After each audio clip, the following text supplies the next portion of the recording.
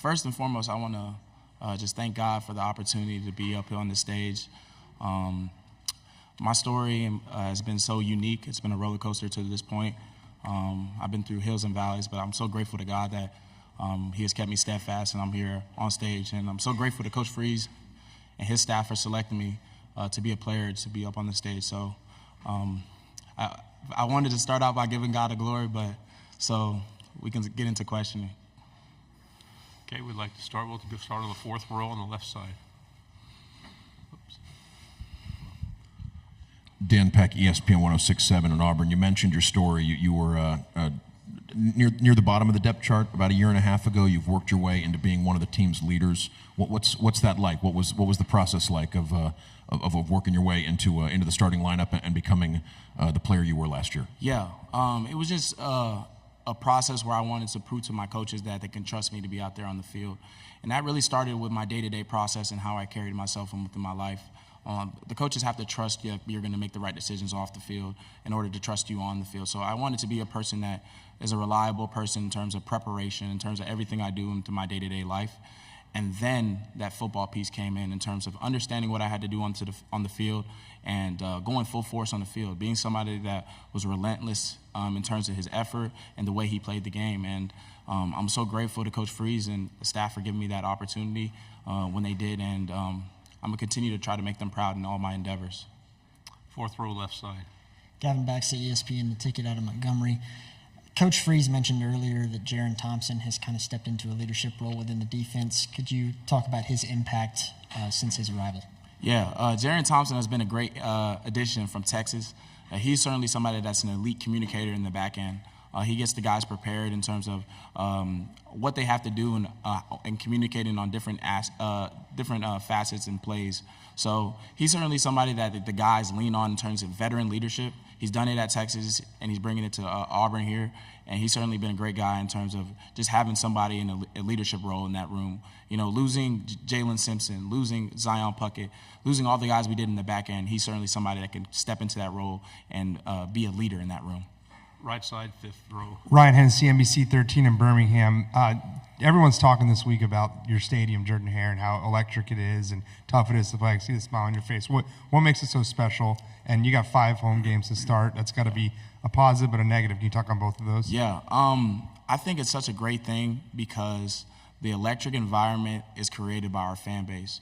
Our fans truly do pour into the athletes and overall want our athletes to go out there and be successful on the field and in their daily endeavors. So having that fan base, having fans that truly love Auburn, so going out there it's easy, such an easy thing playing in front of 88,000 because they truly believe and care about you as an individual. That culture, that rich fan base, that rich culture that is here at Auburn. Certainly we take pride in, and I'm continuing to try to make our fans proud in everything we do. On the aisle on the left. Hey, Eugene, Olivia Whitmire with WHNT up in Huntsville. One of our favorite parts of SEC Media Days is seeing you guys in your outfits dripped out to the nines, just perfect. Talk to me a little bit about your outfit, and do you think that you're the best dressed Auburn Tiger here today? Yeah, so my outfit is hailing from Ghana, West Africa, where my parents are from.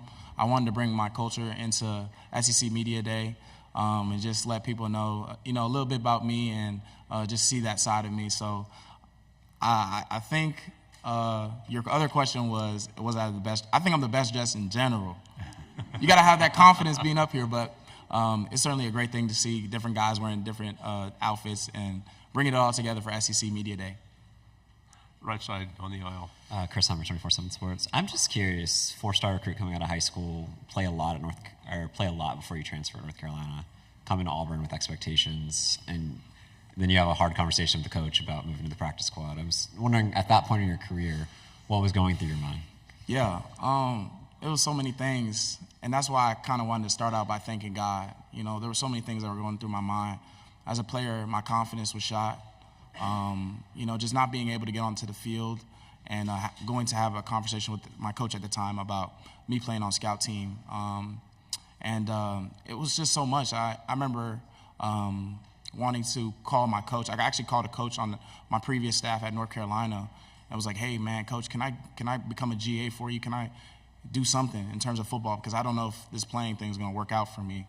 But I'm just so grateful to Coach Freeze and his staff for coming in and giving me confidence. And they don't know that they changed my life truly and giving me that chance. So I'm forever indebted to them, and I'm continuing to try to make them so proud in everything that I do. Left side, front row. Corey LeBounty with WNSP 105.5 in Mobile, Alabama. Eugene, you lead the team in tackles 1 year ago. You kind of have and fit the same mold as someone from Mobile in Auburn, Deshaun Davis. Have you talked to him, and does he give you any motivation in playing the position that you do? Yeah, Deshaun Davis is someone that's one of my mentors. Certainly somebody that is an elite player at linebacker, and certainly somebody I emulate and want to be like. You know, Deshaun did it at the biggest stage, and he's actually on our wall in our linebacker room. It's 4 individuals that are like our greatest linebackers, that him, Takeo Spikes, and we have 2 other individuals on there.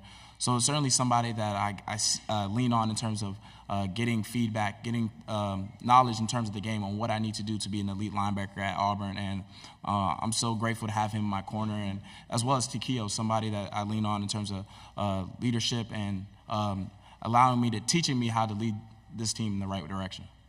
Right side, third row. Sorry, follow up on what I asked earlier. Yeah. You mentioned Coach Freeze and the staff instilled confidence in you. Yeah.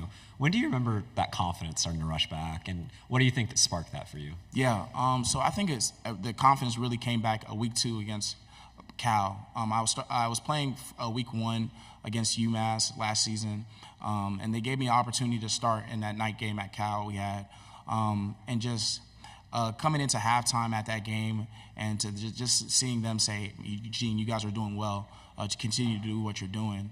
And it just having them in my corner, just breathing life into us and telling us that we were doing a good job, allowed me and propelled me to play that game the way I did. So, you know, I'm forever indebted to Coach Freeze, forever indebted to Coach Aldridge for helping me and getting me to this point. 2 final questions on the back row. Cam Coleman is a guy that people have been very excited to see. Kind of talk to me about what he brings to this team and to this offense. Yeah, Cam Coleman is a dynamic player. He's so dynamic in the way he plays the game in terms of high pointing the football. He's certainly somebody that is fast in terms of taking off the top of the defense. But the biggest thing I want to emphasize about Cam Coleman, he's somebody that is a freshman that really cares about this game and really wants to be one of the best to ever play this game at this university. You know, I spend a lot of hours in the film room. I spend a lot of hours preparing my body. But Cam Coleman is one of the last guys to always leave the facility. You don't really see that from a young guy. So I'm so excited to see him progress. You know, I know a lot of fans are excited to see what he does out there. I know he's going to make us proud in everything he does this season. Final question on the end. What can you say about Let's Work and the way that's sort of taken hold as a rallying cry, you know, not just with you and your teammates, but Let's work! But around the whole program? Sorry, I had to get that in. Yeah. To be honest, I think it really has allowed the guys have rallied around that saying. You know, that's kind of how I've been my whole life. Energetic, outgoing, souped up, you know, energy type guy. So I just implemented that, and I brought that to the team last year. And, you know, I'm just going to continue to try to embody it. You know, I always say being an undersized linebacker, people try to put stipulations on you or try to put narratives on you.